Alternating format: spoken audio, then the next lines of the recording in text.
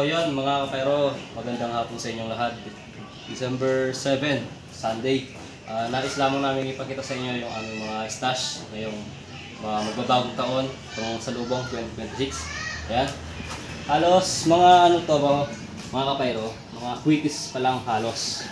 Siguro by next year na yung paramihang mga kaputok kasi hindi pa namin ganun ka-afford.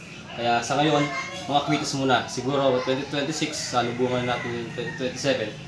Maraming tayong mga fireworks. So ito, unahin natin. Alakino. Regular. Ayan, special. Ito yung mga special o regular mga Alakino. Ayan, malalakas yan guys. Tapos pangalawa, ito. Produkto ng Lebrilla. Lebrilla special o regular. So ngayon guys, yung wala pa kaming makitang Lebrilla big black. Yun yung mga halos sikat ngayong taon. Kaso ang hirap hanapin. Halos kapag sinusuplayan na sa mga mga bentahan ng mga paputok, sinusold out agad, kinukuha lahat. Yan. Kaya ito lang muna yung meron tayo. Black British line ng Lebrilla. Siguro next year na rin yung Lebrilla big. Tapos ito, meron din kaming natirang stock ng Eaglet. Ito. Yan. Eaglet. Yan yung mga pinaka-regular na brand ng Eagle Fireworks. Yan. Una yung Eagle, Eye of the Eagle. Yan yung pinakamalakas. So yung pinakamalaki nila. Tapos pangalawa yung heart o yung wings. Pangalawa yung wings, tapos yung heart, tapos ano pa yung isa?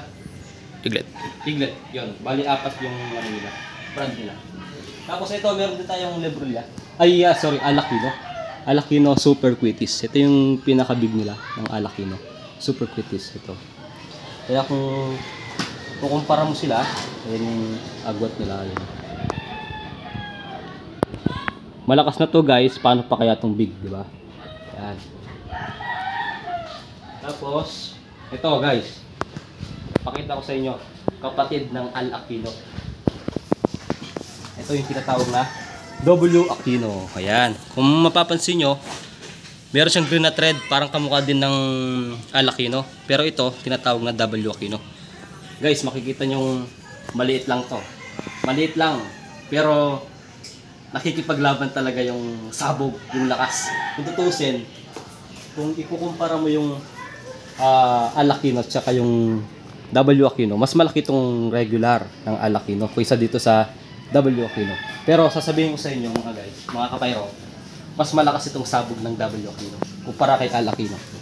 Yan. Meron tayong dalawang box niyan. Ayan. Tapos meron din tayo dito. Bale 200 pieces to. Yan. W Aquino, Lebrilla, Alakino, no? Big. Tapos meron kaming Eaglet, no? Ito yung pinaka-small na mga Eagle Fireworks. Tapos Lebrilla regular, special. Tapos meron kaming regular o special ng Alakino. So, yun mga guys, ito na yung stash namin para sa bagong taon. Ito yung mga available namin ngayon, no? Siguro maubos to ngayong bagong taon. Ngayon, pinapakita na namin kaya sa mga kapwa pyro namin dyan, ang dami ng mga stash reveal para sa salubong 2026. Mas maramihan pa yung sa kanila, pero sa atin, next year na tayo babawi. Sa ngayon, ito muna yung afford natin.